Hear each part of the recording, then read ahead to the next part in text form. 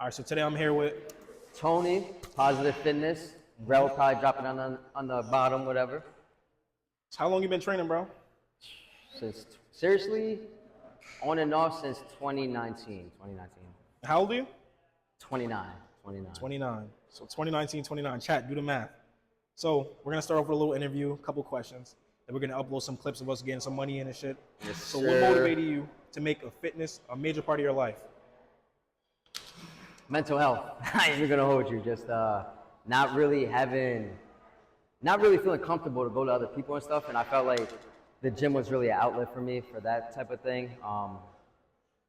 After a while, it felt like a job, but then I started treating it as like a therapy session. And after that, bro, it was just, I fell in love with it. Stick with it, still with it. Competition coming up now, so.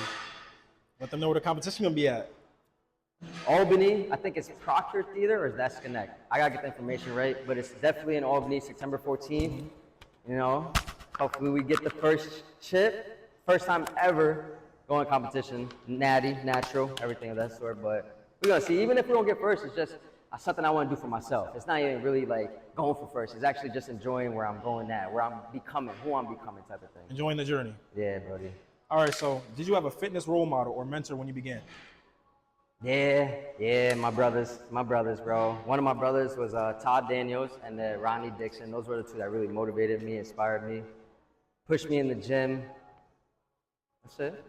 So I know a lot of people be saying like, oh, you don't need rest days or you need rest days. What's your approach to rest and recovery?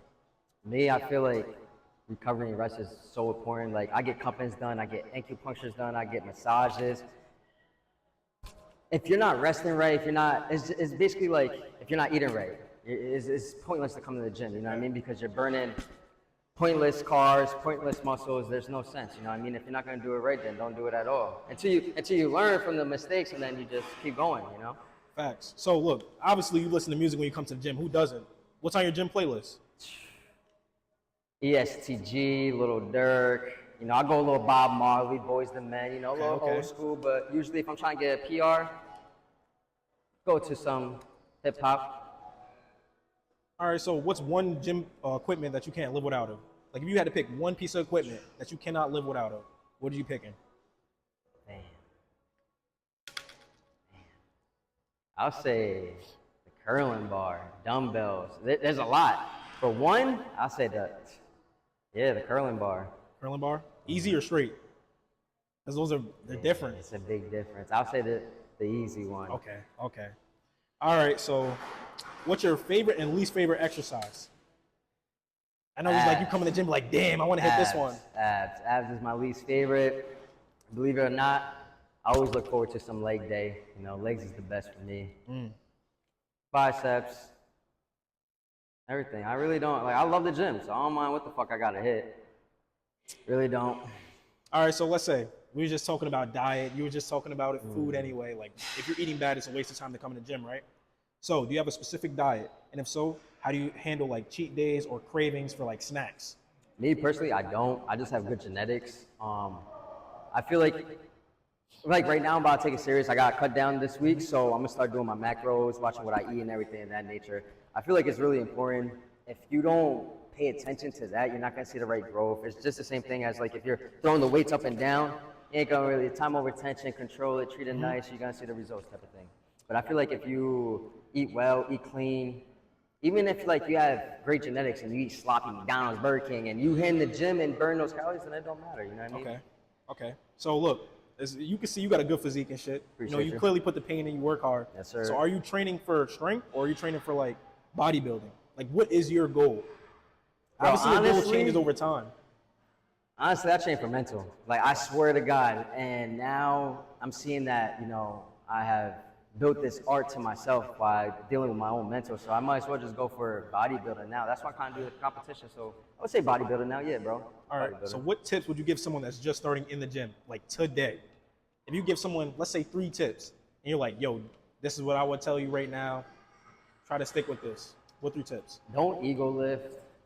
Don't care about what anyone thinks about you, says. Do what works for you, and just stay consistent and dedicated. You know, the days that you don't want to go, you have to go. Those are the days that you should go. You know, That's just it, honestly. If you do those 3 things, then you can't fail. So you're about to hop on stage, correct? Yes, sir. So how are you gonna adjust your macros for the stage? Clearly you bulked up, so now you have to cut down. What is it like? How are you gonna approach this cut?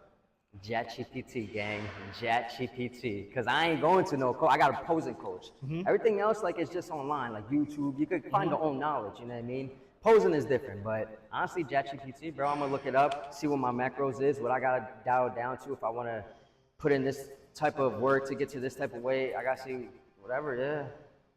All right, see, this question I've been waiting to ask you, right? What's your take on high-intensity training versus volume training for muscle growth?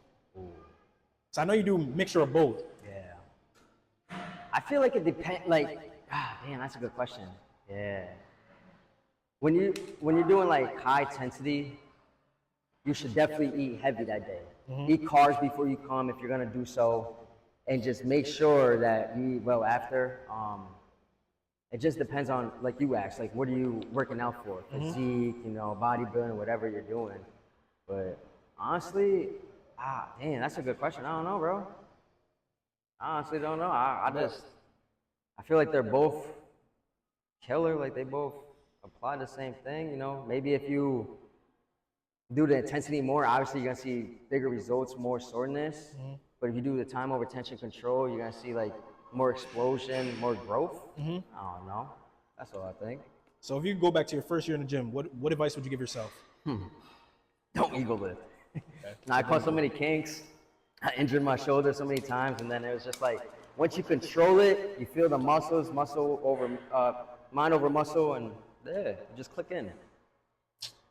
So clearly, I mean, you're big, so you clearly got to eat to get big. You clearly got to eat to get big, right? Yeah. So what's your go-to meal before heavy routine? Before I come to the gym? Yep. Well, it depends on the day. So if I come in the morning, I'll eat 2 things of eggs, peppers, onions, 3 things of turkey sausage or turkey bacon, and then like 6 eggs, mandatory 6 eggs.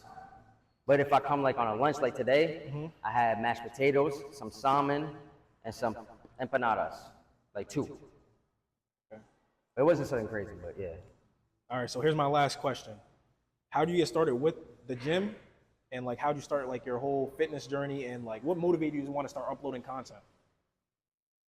You niggas, what you mean? Like just you was like doing gym before us. Yeah, but the fitness family, you know, sometimes you need support. You need the right support to motivate you, you know what I mean? And sometimes I know I have a good physique, you know what I mean? But that don't mean that I got the confidence and support, you know what I mean? When Rel come through or my peoples come through, like, yo, I want to learn this, or can you upload that? Then it's like, might as well, you know what I mean? Because I love helping the community. I love helping. I love supporting. That's just what positive fitness is about. So look, y'all seen it. This is Positive Fitness, aka Tone. Yes, sir. Go follow him on Instagram. Come on, man. Drop a like, subscribe, and yo, be ready to see his bodybuilding competition. I'm going to be there, and I'm going to film it. Yes, my guy. So let them know, Tone. God. Like, comment, subscribe, and turn on post notifications. Sir. Man, I've trained 99% of my life alone. No one pat me on the back. I did all of the work alone. When you train alone, and I lived alone for so many years in this misery, and you're able to get out by yourself. It was just me alone in the gym, me alone in the mirror, me alone in my head. No one did it for me. I worked for it, and I'm never going to let someone else take that from me. I can take myself to such a level of real passion and purpose, and like the feeling I get is something I can't even explain by myself. I don't need anyone. That's why people come to me to motivate them. No one can motivate me. People want to know how I'm always motivated. It's the unseen work. I'm out running at 2 o'clock in the morning, 1 o'clock in the morning, in the gym, long sessions by myself. You were there. You know this. There was no one there to pick up the rucksack, to pick up the boat, to pick up the log, to go in there. It was you. It was you. There was no pat on the fucking back at 300, at 275, at 250, at 220. No, that was you. So those things that come out of me, that extract from me in the darkness, people are looking for that pat on the back. Where is it? Oh, I don't need it. Because what I've done is in the fucking unseen work, I built Frankenstein. Sacrifice. This isn't for the masses. This is for those who want to leave normal behind. Those who are in search of a new realm.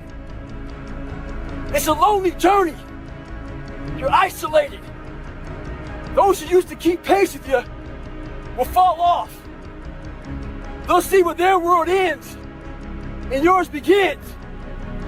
Your ability to suffer, endure, outwork must be greater. You must be willing to extend yourself to the limit with no guarantee of success. Every day, you must ask yourself, did I do enough? Cheers, cheers. Blessings. We out.